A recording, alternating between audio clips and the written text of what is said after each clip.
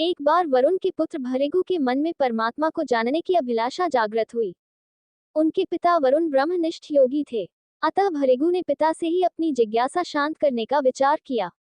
वे अपने पिता के पास जाकर बोले, भगवान, मैं ब्रह्म को जानना चाहता हूँ, आप कृपा कर मुझे ब्रह्म तत्व समझाए। वरुण बोले, जिससे सभी का पालन पोषण होता है वही ब्रह्म है। भृगु ने सोचा, अन्न ही ब्रह्म है, अतः उन्होंने अन्न उपजाया और कई वर्ष तप कर पिता के पास गए और कहा, प्रभु, अन्न को समझा लेकिन शांति नहीं मिली। वरुण बोले, तुम तप द्वारा ब्रह्म तत्व को समझने का प्रयास करो। तब भृगु ने सोचा, प्राण ही ब्रह्म है, अतः उन्होंने प्राणायाम किया। इससे शरीर तो तेजस्वी हो गया, किंतु फिर भी शांति प्राप्त नहीं हुई।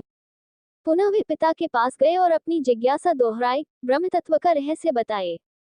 पिता ने कहा, तू तप कर।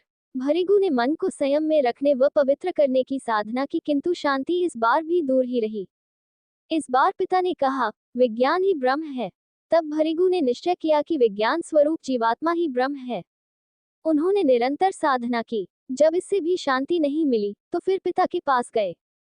जब पिता को विश्वास हो गया कि पुत्र ब्रह्म विद्या के ज्ञान का अधिकारी हो गया है, तब उन्होंने भृगु को तत्व का ज्ञान दिया, जिससे भृगु को दिव्य आनंद की प्राप्ति हुई। तैत्तिरीय उपनिषद के इस प्रसंग से प्रेरणा मिलती है कि सच गुरु बिना पात्रता का विचार किए किसी शिष्य को ज्ञान नहीं देता। ज्ञान प्राप्त करने का सच अधिकारी वही है जो निरहंकार भाव से गुरु की आज्ञा का पालन करे।